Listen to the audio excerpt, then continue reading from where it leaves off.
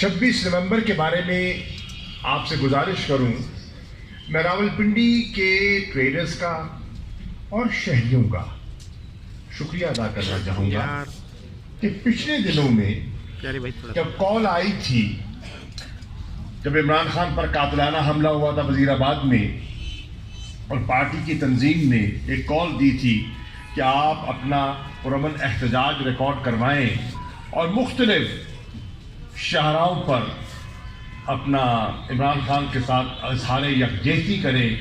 میں سمجھتا ہوں راولپنڈی سب سے مؤثر اور سب سے آگے تھا۔ اور آپ نے دیکھا کہ اسلام آباد کی پولیس نے اور ایف سی کے لوگوں نے تجاوز کیا، راولپنڈی میں داخل ہو کر آپ پر شیلنگ بھی کی اور لاٹھی چارج اور مختلف